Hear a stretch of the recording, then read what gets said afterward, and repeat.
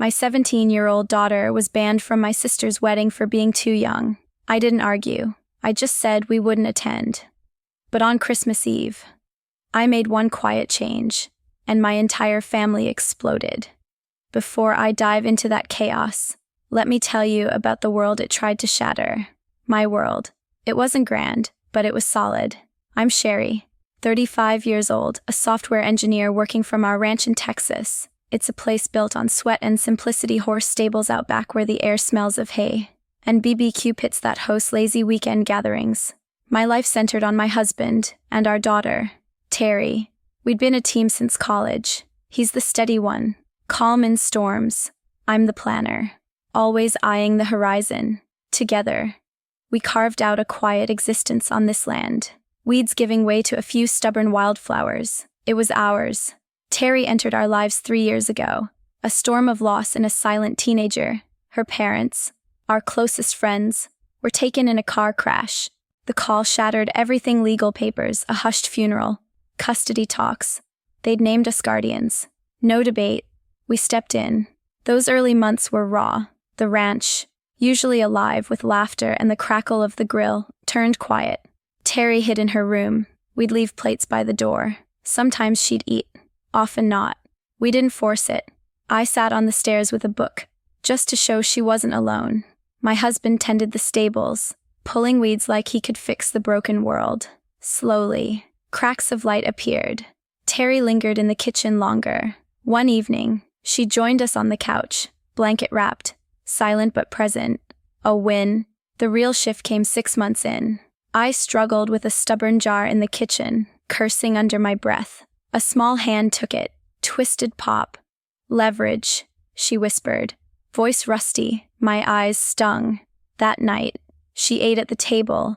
A year later, the moment etched in me, fixing a leaky faucet under the sink, grease smeared.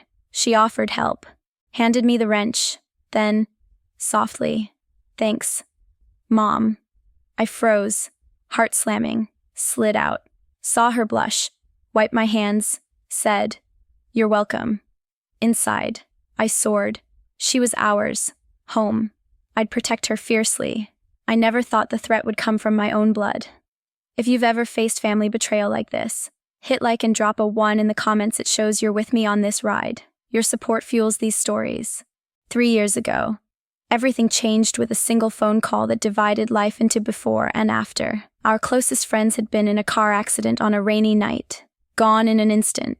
The police officer's voice was flat, delivering news that hollowed me out. Legal papers followed, a blur of signatures and court dates. Their will named Eldon and me as Teri's guardians. She was 17, a girl wrapped in silence and sorrow. There was no hesitation on our part. We brought her home to the ranch, where the stables stood quiet under wide Texas skies and the BBQ pits waited for better days. The first months were a test of endurance. The house, once filled with the scent of grilled meats and Eldon's easy chatter, fell into a heavy quiet.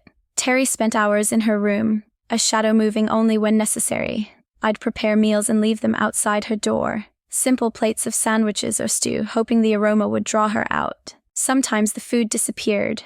Other times it sat untouched, growing cold. We avoided pushing her, understanding the weight of her loss. Instead, I took to sitting on the stairs near her room, flipping through pages of a book without really reading. My presence a silent assurance that she wasn't entirely alone in this vast place. Eldon turned to the stables more often, mucking out stalls and brushing the horses, his hands busy in an attempt to impose order on the chaos that had invaded our lives. The rhythmic sounds of hooves on dirt became his way of coping, a steady beat against the uncertainty. As time passed, small signs of thawing emerged. Teri began venturing downstairs for water, pausing in the kitchen a moment longer each time, her eyes flicking toward the window where the stables loomed. One evening, she settled on the edge of the couch while Eldon and I watched a movie, wrapped in a blanket from her room. She said nothing, but her presence filled the space like a fragile victory, warming the air around us. We didn't acknowledge it openly, fearing it might shatter the progress. The true turning point arrived about 6 months in. I was in the kitchen, wrestling with a jar of preserves that refused to budge, my mutters echoing off the counters.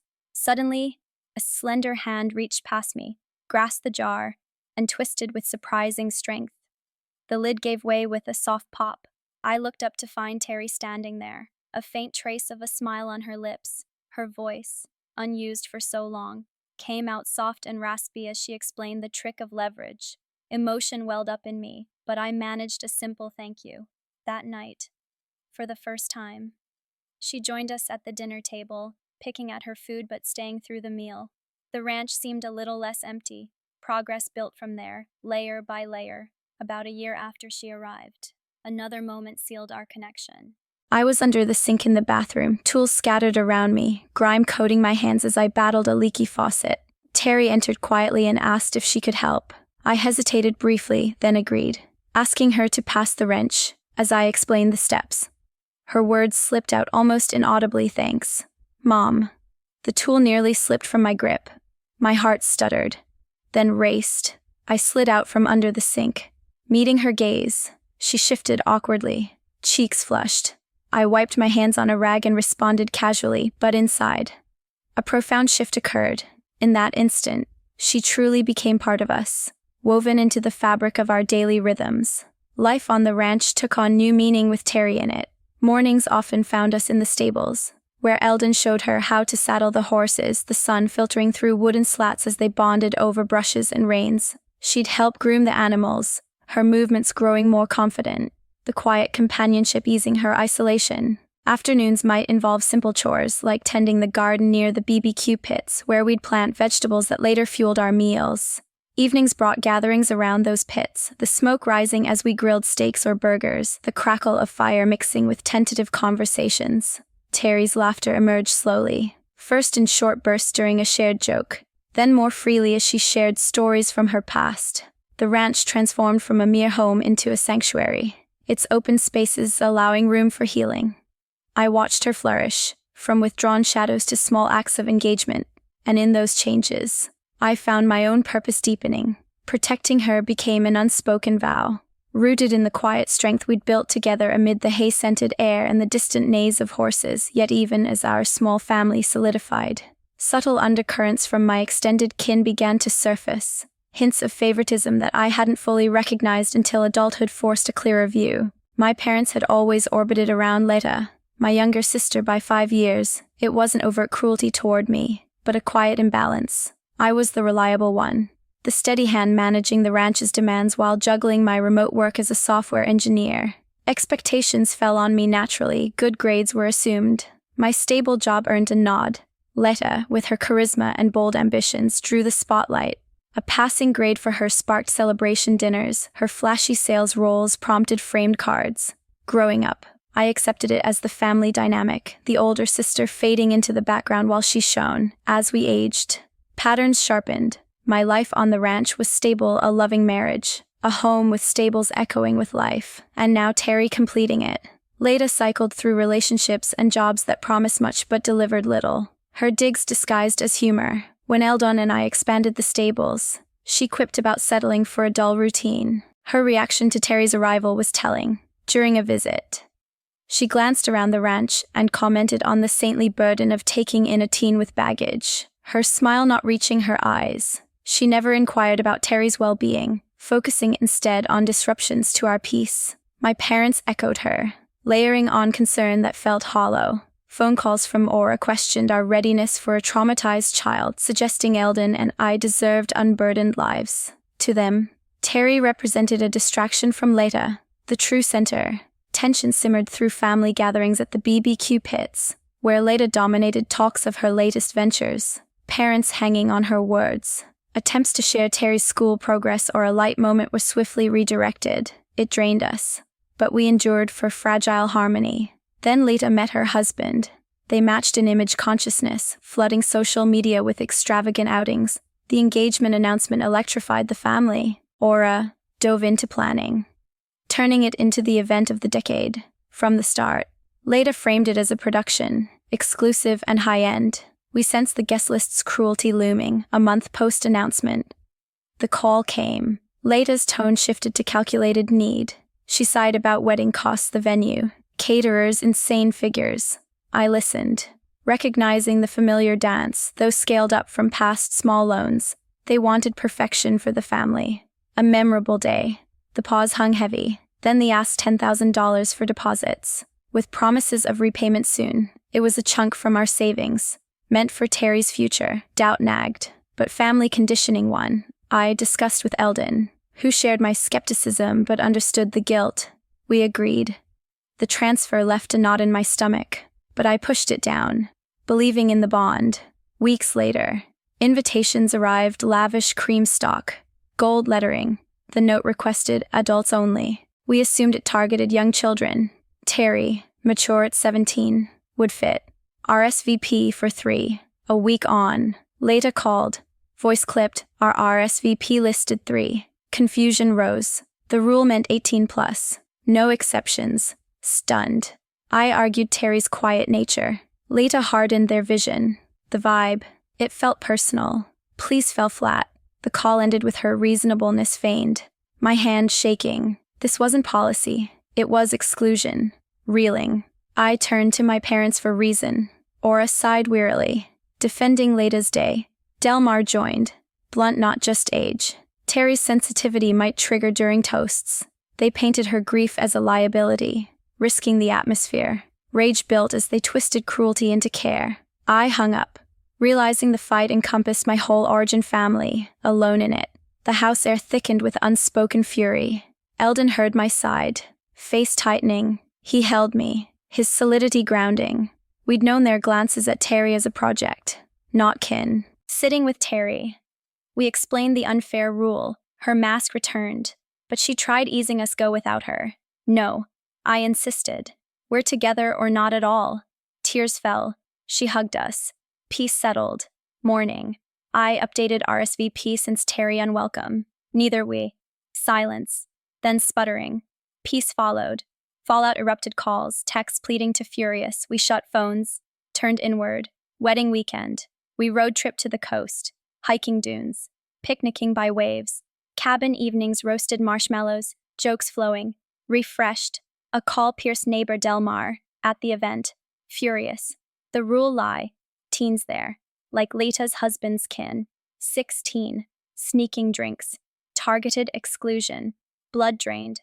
Ugliness resurfaced. Hurt hardened to resolve. This wasn't over. Months post-wedding. Silence reigned. No reconciliation attempts. Wedding photos curated happiness. Us absent. We focused on Teri's senior year. Her art blooming. Fall brought Aura's email, Christmas plans. Denial rich. Secret Santa on me. That night, idea formed. Spreadsheet listed kin parents. Leta. Aunts. Uncles excluding us. Drew pairings. Emailed cheerily. Waited. Silence broke days later. Leta called. Voice strained. List omitted us. Calmly.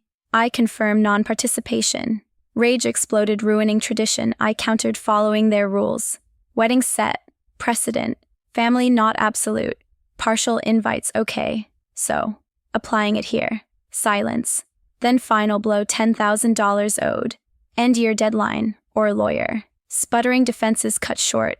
Hung up. Freedom pulsing. Cousin called later, Aura's hysterical outreach backfired. Full story lie. Exclusion. Lone disgusted kin. They withdrew. Secret Santa cancelled. Vindication quiet. Back in kitchen.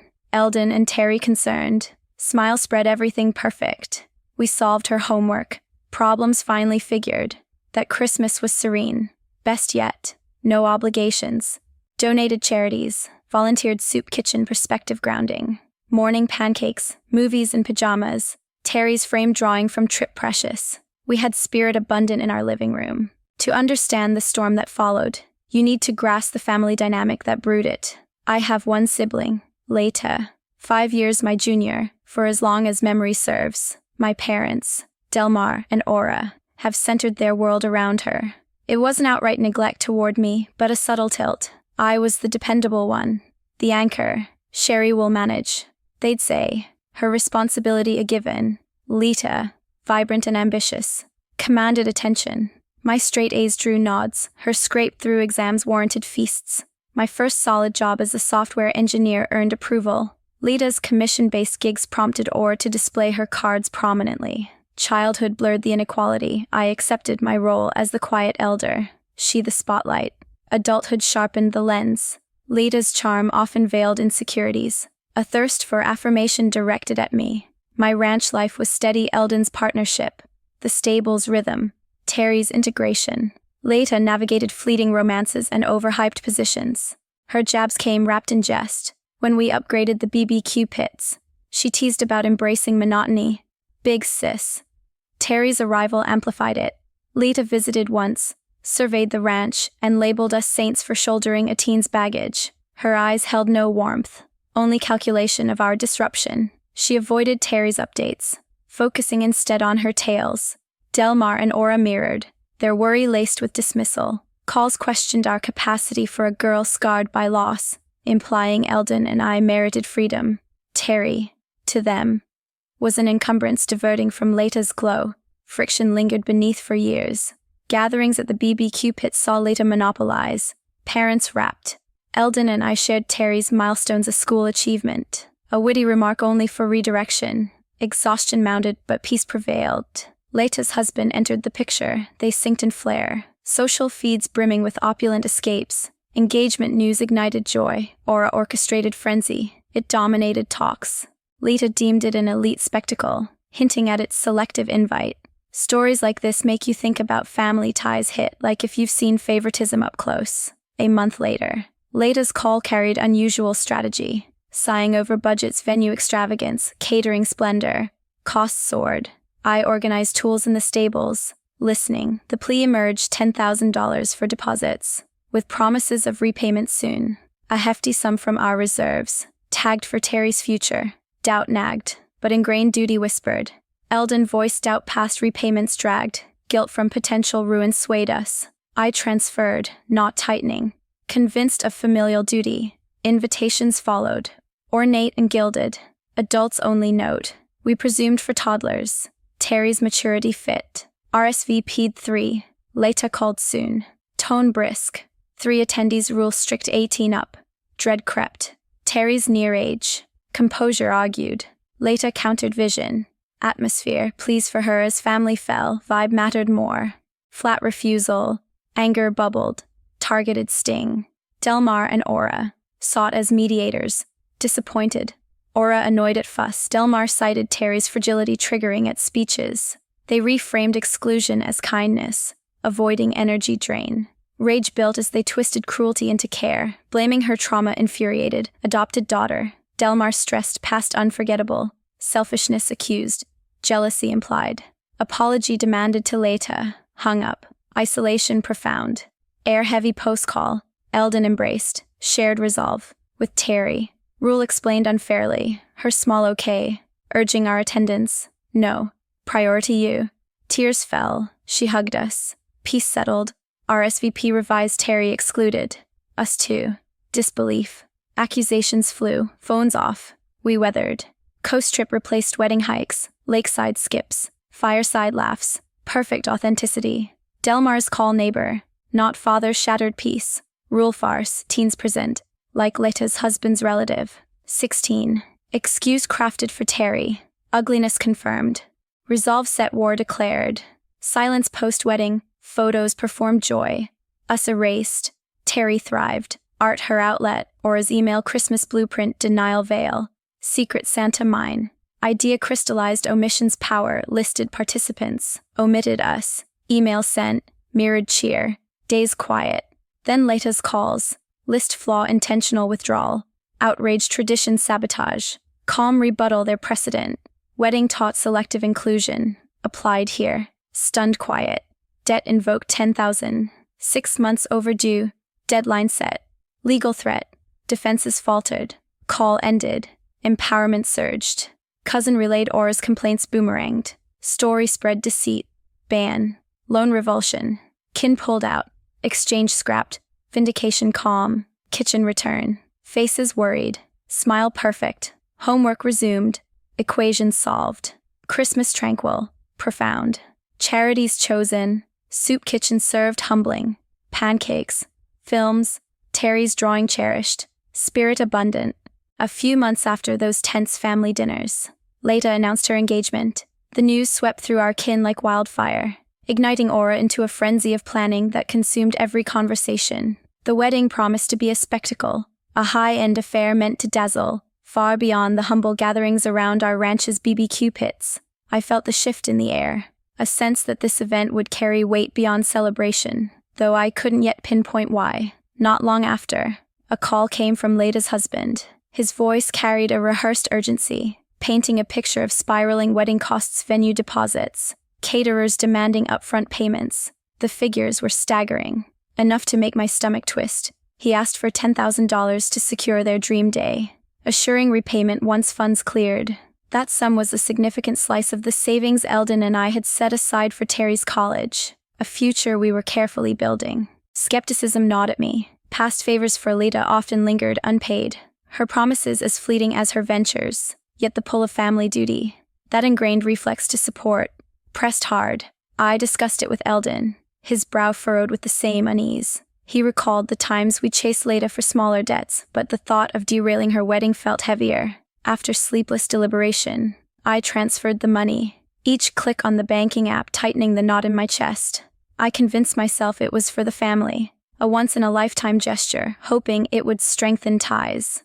Weeks later, the invitations arrived, delivered to our ranch in thick, cream-colored envelopes embossed with gold lettering.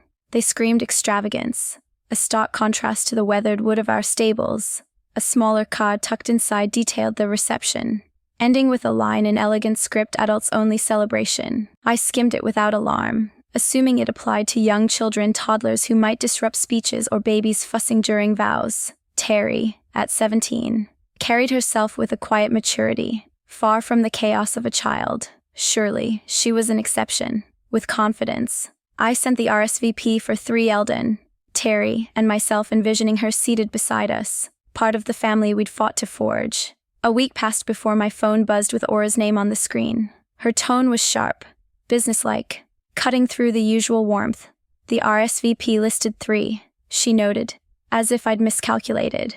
Confusion settled over me like dust. I explained it was for Eldon, Teri, and me. A cold pause followed, heavy with intent. The adults-only rule meant 18 and older, she clarified, her voice dripping with condescension, as if I'd overlooked something obvious. Stunned, I sat on the edge of a chair in our living room, the phone pressed tight against my ear. Teri was months shy of 18, hardly a child. She wouldn't cause a scene. She barely spoke unless prompted. I pushed back, my voice steady but fraying, pointing out her composure, her place as family. Aura's response hardened, her words slicing through my protest. The wedding's vibe demanded a certain atmosphere, she insisted. One a teenager would disrupt. It wasn't personal, just a rule to ensure elegance. The word vibe landed like a slap. I pressed harder, my heart pounding, arguing Teri's quiet nature, her respectfulness. She'd sit with us, unnoticed. Aura cut me off, her voice cold as steel. They'd notice, she said, and so would Leta. Then came the blow that stole my breath. Teri wasn't really one of us, an outsider whose presence would taint their perfect day. The words weren't direct slurs, but they carried the sting of exclusion, implying she didn't belong in our bloodline. My grip on the phone tightened, knuckles whitening. It felt deliberate, a calculated move to isolate her. I ended the call abruptly, my hand trembling as I set the device down. The ranch's familiar quiet felt oppressive now, the stables outside standing silent under the Texas sky. The sting of Aura's words lingered, a wound that pulsed with every heartbeat. I paced the kitchen, the wooden floor creaking under my steps, replaying the conversation. It wasn't just a rule, it was a rejection of Teri, of the family we'd built. I glanced toward her room, where she'd retreated after school. The thought of her hearing those words, of feeling unwanted, twisted something deep inside me. I wanted to shield her, to keep this ugliness from touching her. But I knew she'd sense it eventually. She was too perceptive, her quiet demeanor hiding a sharp awareness. I sat on the couch, staring at the BBQ pit outside, its blackened grates a reminder of family gatherings now tainted. Eldon joined me, his presence steady but his face etched with concern. We didn't need words to understand the betrayal. He'd overheard enough, seen the shift in my posture. The money we'd given, meant to bind us closer, now felt like a transaction for their convenience, a tool to wield against us. The realization burned. My generosity had funded a celebration that deliberately excluded my daughter. Teri emerged from her room, her footsteps soft on the stairs. I caught her eye, and something in my expression must have betrayed the turmoil. She paused, her face clouding with that familiar mask, the one she'd worn in her early days with us. Before I could soften the moment, she asked about the wedding, her voice small but steady. I hesitated, the truth heavy on my tongue. I explained the rule, framing it as unfair, my voice catching as I watched her process it. Her eyes flickered with understanding, then shuddered. She tried to brush it off, suggesting we attend without her, that it was fine. Her selflessness broke me. She was protecting us, shielding us from her pain, even as she faced rejection from those meant to embrace her. I reached for her hand, my resolve hardening. "No," I said, my voice firm despite the ache. We were a unit, Eldon, Teri, and me. If she wasn't welcome, none of us would go. Her eyes glistened, a single tear escaping as she leaned into me, her arms wrapping around me in a way that felt both fragile and fierce. I held her close, her warmth grounding me, the ranch's quiet wrapping us in a cocoon of defiance. Eldon joined us, his hand on her shoulder, a silent vow echoing mine. In that moment, the stables outside, the BBQ pits, the sprawling Texas land, they all faded. It was just us, our small family, unyielding.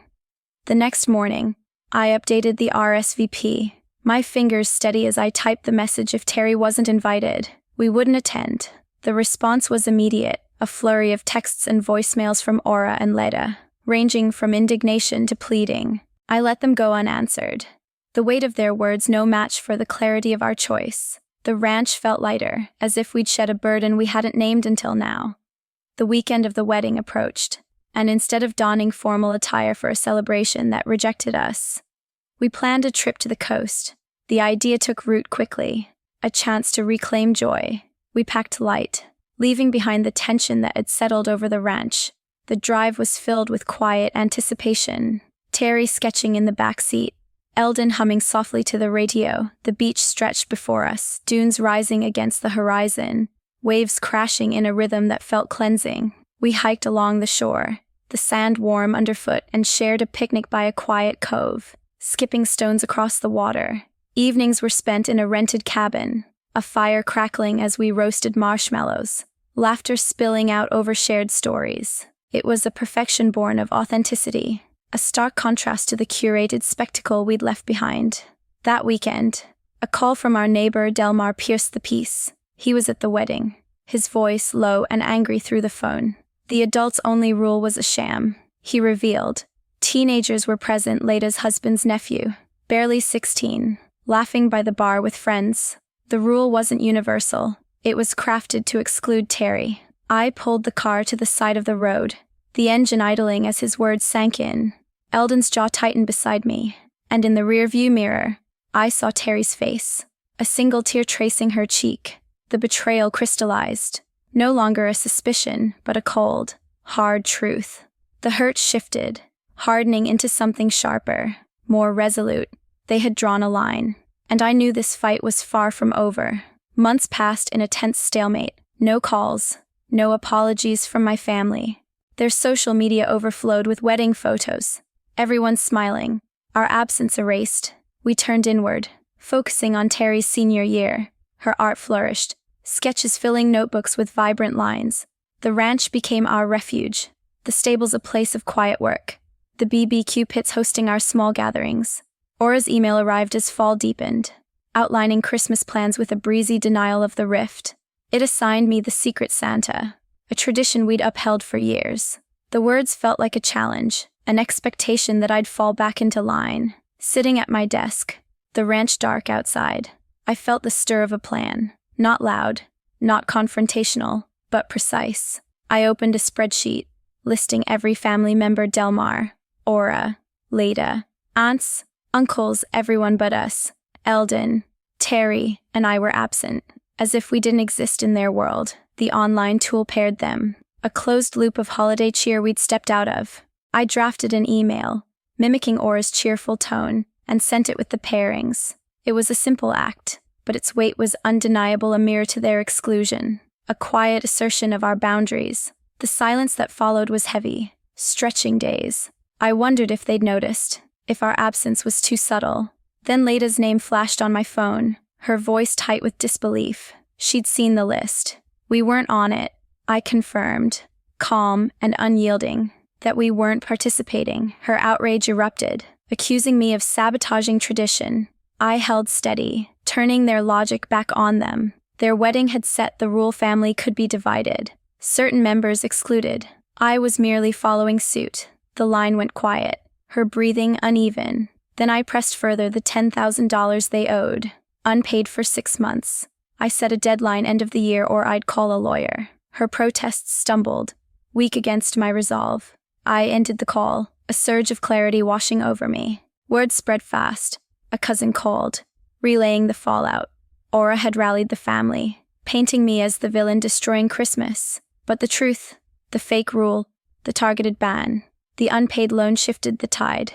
Aunts and uncles, appalled, withdrew from the exchange. The secret Santa collapsed, a tradition undone by its own hypocrisy. I felt no triumph, only a steady sense of justice. Back at the ranch, Eldon and Teri looked up from the kitchen table, their faces etched with worry. I smiled, genuine and unburdened. Everything was as it should be. We returned to Teri's homework, the equations grounding us in a world we'd reclaimed. Christmas that year was our own. We donated to charities, served at a soup kitchen, the act humbling us. Morning brought pancakes and old movies. Teri's framed drawing of our coastal trip a treasure beyond measure. The ranch, with its stables and BBQ pits, held all the warmth we needed. Thank you for staying with me. The call with OaOa left a raw ache that pulsed through the quiet of the ranch. I stood in the kitchen, staring at the worn countertop, the sting of her words echoing. Teri, my daughter, reduced to an outsider. Her presence deemed a threat to their curated celebration. The betrayal cut deeper than I'd expected, a wound that demanded action. I reached for the phone again, dialing my parents, hoping for reason, a shred of fairness to mend the fracture. Delmar answered first, his voice heavy with impatience, as if my call disrupted more pressing matters. I laid out the situation OaOa's harsh dismissal, the rule barring Teri from Leta's wedding. His sigh carried the weight of annoyance, not empathy. He joined the call on speaker, OaOa's voice quick to interject. They defended the decision with practiced ease, framing Teri as too fragile, her grief a potential disruption to the joyous toasts and speeches. Her sensitivity, they argued, could cast a shadow over the event, risking an emotional scene that would mar the day's perfection. Their words twisted the knife, turning her pain into a liability, a convenient excuse to justify exclusion. I pushed back, my voice steady but laced with rising frustration, pointing out Teri's quiet strength, her ability to blend into any setting without drawing attention. She wasn't a child prone to outbursts. She was a teenager who'd endured loss with grace. Their response shifted, cloaking cruelty and concern. They suggested they were protecting her, sparing her the overwhelm of family rhetoric, the weight of forever promises that might stir her past wounds. It was for her own good. OaOa insisted, her tone dripping with false compassion. The logic unraveled me. How could they paint rejection as kindness? My chest tightened as they pivoted, accusing me of selfishness, of making Leta's day about my own agenda. I was, they claimed, jealous of her moment, stirring drama to steal focus. Delmar's bluntness followed Teri's adoption didn't erase her history, and expecting full acceptance was unreasonable. Their guest deserved a carefree atmosphere, untainted by her delicate state. The words landed like blows, each one stripping away the illusion of family unity I'd clung to. I ended the call, my hand shaking as I set the phone down. The ranch's silence amplifying the fury within. The stables outside stood still under the Texas dusk, their familiar outline offering no comfort. Eldon found me pacing, his eyes searching mine. He'd caught fragments of the conversation, enough to grasp the depth of the betrayal. Without words, he pulled me into an embrace, his steady warmth anchoring the storm inside. We stood in the living room, the BBQ pit's faint smoky scent drifting through an open window, and in that moment, our resolve solidified. This wasn't just about a wedding, it was about who we were as a family, what we stood for. Teri was ours, not a footnote in their narrative, and we wouldn't let their cruelty define her worth. That evening, we called Teri to the couch, the same one where she'd first joined us months after arriving. Her eyes were curious but wary, sensing the tension that hung in the air. I took a deep breath, Choosing my words carefully to shield her from the full venom of Aura's rejection, I explained the rule, framing it as unjust, a decision that didn't reflect her value. Her face flickered with recognition. The old mask of withdrawal threatening to return, she tried to ease our burden, her voice soft, suggesting we attend without her, that it was Leta's day. The selflessness pierced me, a reminder of her strength, her instinct to protect us even as she faced exclusion. I reached for her hand, my voice firm with conviction. We were a family. I said, all or nothing, if she wasn't welcome. None of us would go. Eldon nodded, his hand resting on her shoulder, reinforcing our unity.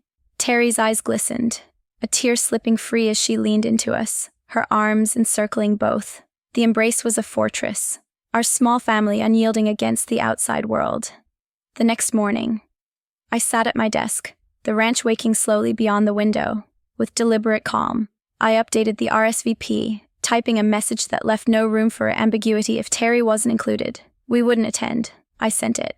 The click of the keyboard, a quiet declaration. The response was swift, a barrage of texts and voicemails flooding in from Aura and Leta. Their tone swung from fury to pleading, accusing me of sabotage, of tearing the family apart over a trivial rule. I let the messages pile up, unanswered, their words powerless against the clarity of our choice. Eldon and I turned off our phones, the silence a relief.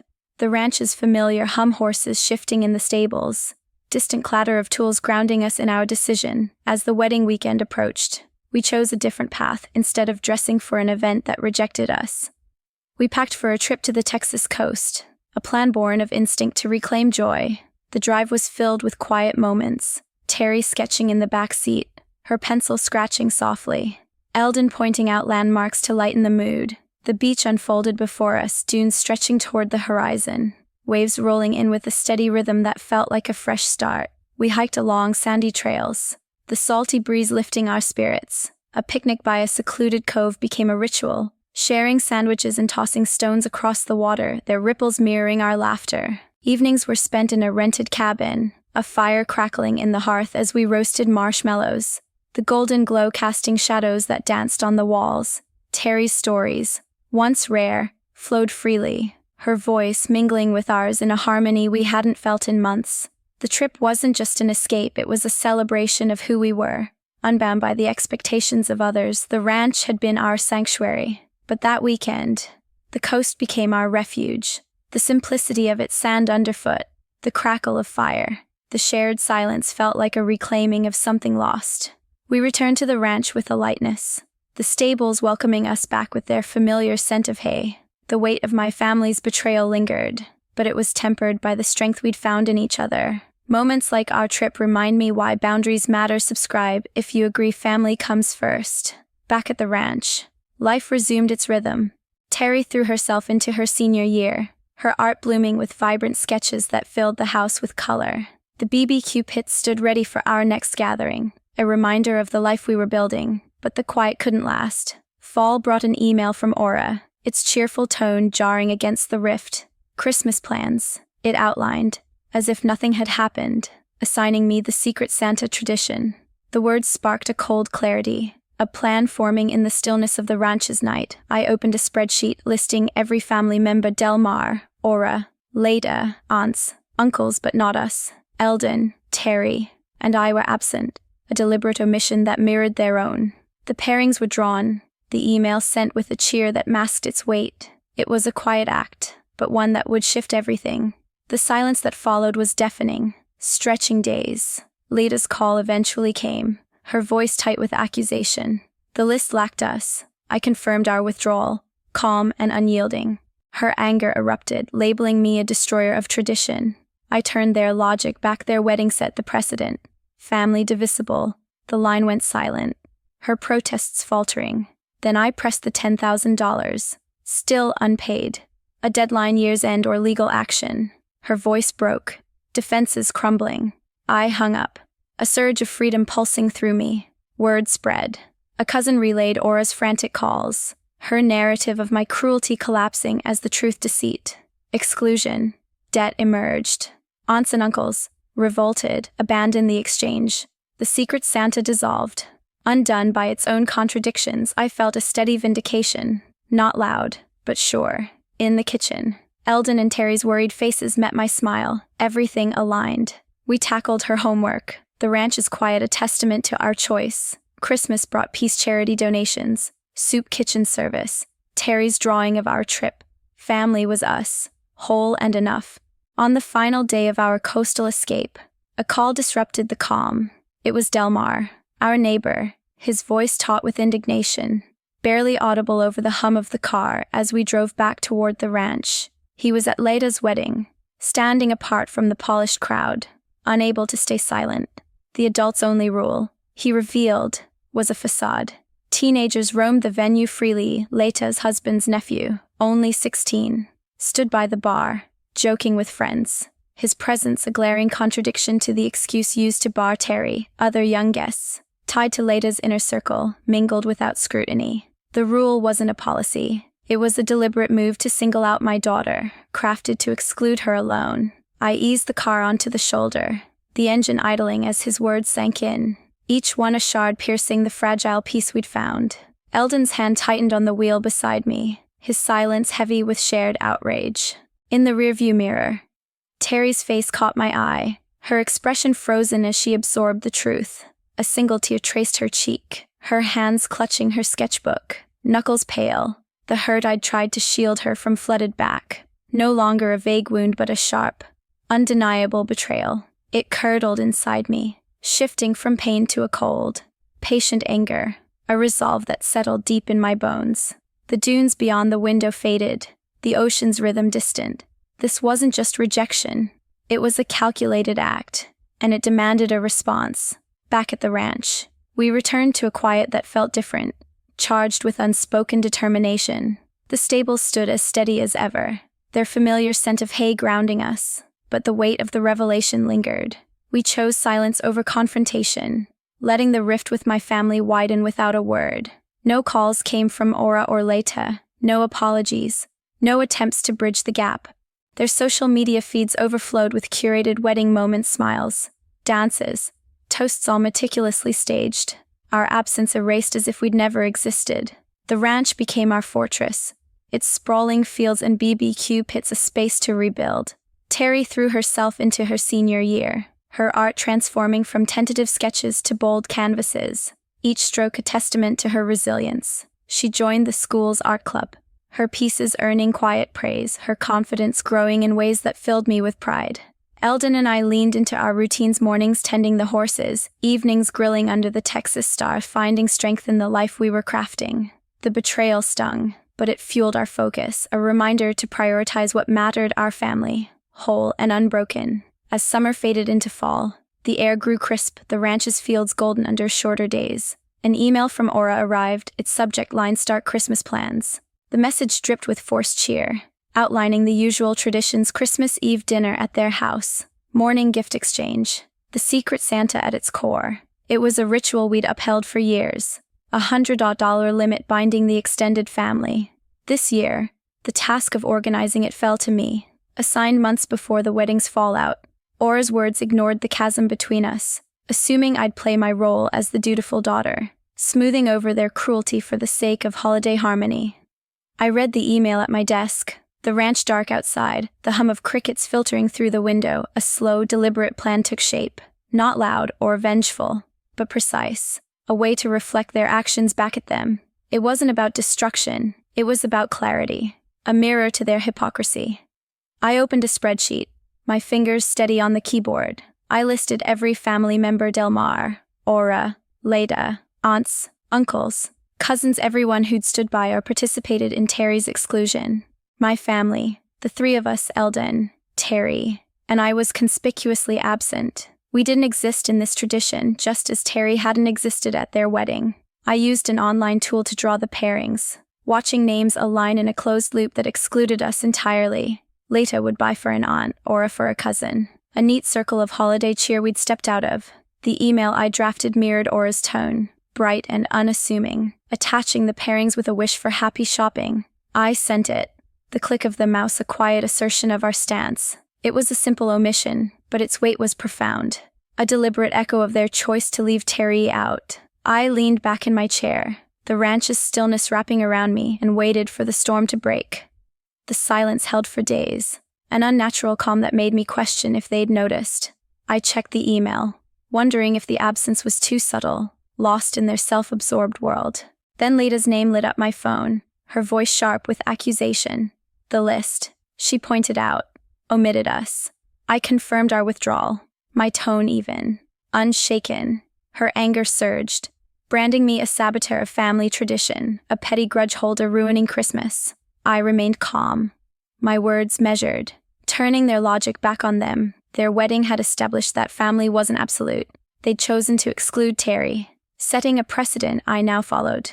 The line went quiet, her breathing uneven. No counter to offer. Then I pressed further, my voice cold with purpose. The $10,000, unpaid for 6 months, was due by year's end, or I'd consult a lawyer. Her protest faltered, a weak scramble for excuses. I ended the call, a wave of liberation coursing through me, the ranch's familiar hum a backdrop to my resolve. Word of the exchange spread quickly. A cousin called, recounting OaOa's frantic outreach to the family, her narrative painting me as the villain tearing apart Christmas. But the truth laid as lie. Teri's targeted exclusion, the unpaid loan unraveled her story. Aunts and uncles, appalled by the deception, withdrew from the Secret Santa, their disgust dismantling the tradition. It collapsed under the weight of its own contradictions, a casualty of their actions laid bare. I felt no glee, only a quiet vindication, a sense that justice had found its way. Back in the kitchen, Eldon and Teri looked up, their faces etched with concern. I offered a smile, genuine and unburdened. Everything was right. We returned to Teri's art project, her latest canvas vibrant with color, the ranch's piece a testament to our choice. Christmas loomed, and with it, a chance to redefine what family meant, free from the shadows of betrayal. What's your take on standing up to family hypocrisy? As the Texas winter settled over the ranch, the email I'd sent hung in the air like a held breath. The Secret Santa pairings, deliberately excluding Eldon, Teri, and me, were a quiet but pointed act, a mirror reflecting the exclusion they'd imposed on my daughter. For days, the silence from my family was absolute, the kind that makes you question if your move landed at all. I sat at my desk each evening, the glow of the screen casting shadows across the room, wondering if they'd overlooked our absence in their holiday fervor. The stables outside stood silent, the BBQ pits cold under a blanket of frost, the ranch's rhythm a steady counterpoint to my anticipation. Then, on a chilly Thursday evening, while helping Teri with a school project at the kitchen table, my phone buzzed insistently. Leta's name flashed, her call breaking the quiet like a crack in ice. Her voice was tight, laced with fury, as she pointed out our omission from the list. I leaned back in my chair, the wooden floor creaking beneath me, and confirmed our withdrawal with deliberate calm. Her outrage erupted, accusing me of dismantling a cherished tradition, of letting pettiness ruin Christmas for everyone. My pulse stayed even, my resolve unshaken. I turned their logic back on them, my words measured but sharp. Their wedding had set a clear precedent. Family could be divided, certain members deemed unworthy of inclusion. They'd excluded Teri, crafting a lie to justify it, and I was merely applying their own rules to this holiday ritual. The silence on her end was heavy, her breathing uneven, no rebuttal forming. I pressed further, my voice cold with purpose. The $10,000 they owed, untouched for 6 months, was due by the end of the year. If unpaid, I'd consult a lawyer to explore my options. Her protest stumbled, a weak attempt to deflect, but I ended the call before she could regroup. The click of the phone a final note of clarity. The ranch's stillness enveloped me, a surge of empowerment pulsing through my veins. OaOa's call followed within the hour, her voice shrill with indignation, demanding I explain my actions. I stood by the window, the frost on the glass glinting under moonlight, and repeated the same logic. They'd taught me family wasn't absolute. Their wedding proved it, barring Teri while welcoming others who fit their vision. This Secret Santa was no different. I'd honored their boundary, excluding us as they'd excluded her. Her accusations grew frantic, labeling me cruel, selfish, a destroyer of family unity. I held firm, my tone unyielding, and brought up the debt again. The $10,000 that had funded their spectacle. The deadline stood, legal consequences looming. Her voice broke, a mix of anger and desperation. But I cut the conversation short. the weight of my words settling like dust.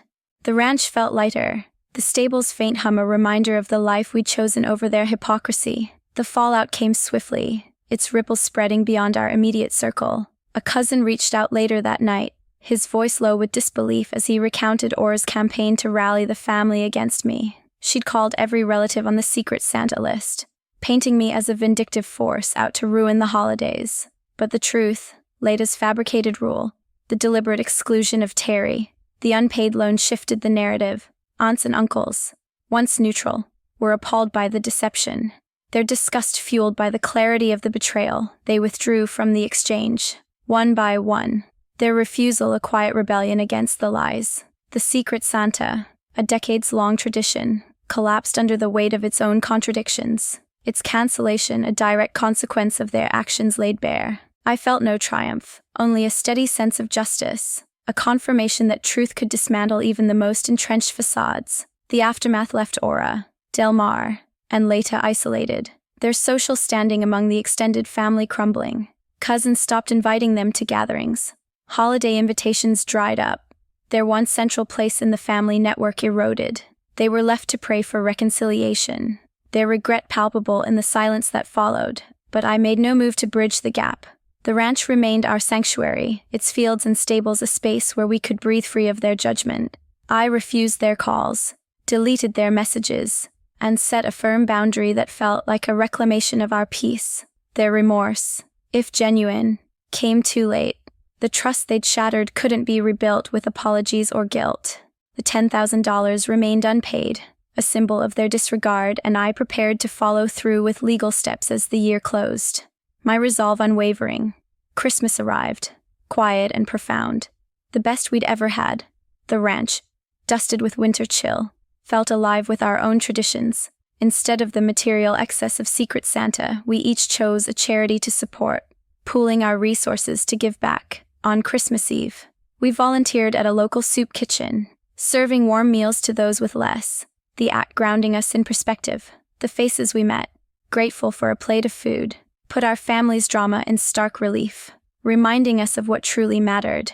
Christmas morning dawned slow, the stables quiet as we lingered over pancakes in pajamas, the kitchen filled with the scent of syrup and coffee. Teri presented us with a framed drawing, a vivid sketch of our coastal trip dunes, waves, the three of us laughing by the fire. It was a gift more valuable than any wrapped box, a testament to the bond we'd forged. The BBQ pit stood ready for our next gathering, a symbol of the life we'd built, free from the weight of obligation. As we sat together, the ranch's warmth enveloping us, I reflected on what family truly meant.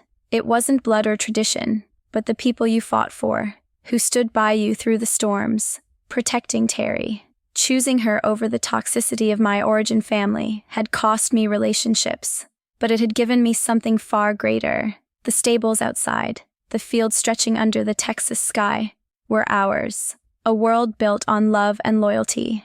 I was richer for it, not in wealth but in the certainty of our small family strength. The lesson was clear: family is about defending those you love, setting boundaries to protect your peace, and prioritizing mental health over hollow traditions. That choice, hard won, made us whole. Ending with peace feels right. Comment below your thoughts on cutting ties. Like and subscribe. Your support keeps these stories alive.